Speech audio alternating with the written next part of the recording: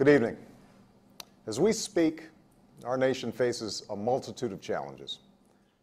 One of the issues we've been mulling over at the Institute for Policy Studies is the state of the progressive movement under the Obama administration. Now, as progressives, I think we're in a very precarious situation. For many years under the Bush administration, we were on the outside, but now we find ourselves trying to strike a balance between trying to put the much-needed pressure on a president who's moving further and further away from his campaign promises and closer to the center and to the right, and at the same time taking advantage of the opportunities that are now afforded to us with somebody who's now allowing us access to power.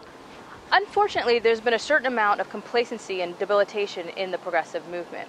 We haven't been able to have enough collective strength to even go after simple issues like the Wall Street bailout, single-payer options, economic reform, and two unpopular wars. Sadly, it seems a lot of organizations and key players in the progressive movement have lost their voice and have succumbed to either, well, he's better than Bush mentality, or, well, at least we're getting invited to the White House giddiness. But the real question becomes, what do we do once we're in the White House? Do we completely lose our voice in fear of sounding too much like we're attacking Obama like the right wing? Or do we become a mouthpiece or just a cheerleader for the administration?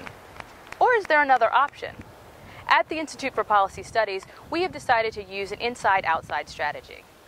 We've decided to build pressure from the outside using key activists to push for change, and at the same time use an inside strategy that brings the information directly to policymakers in Congress and in the administration.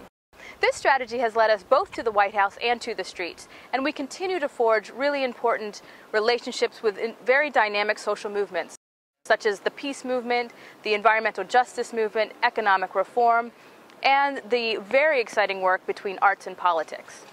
So while the hope of yesterday have been supplanted with the political reality of today, we invite you to continue to look to the Institute for Policy Studies for our research, writing, filmmaking, and social media as we take on these issues.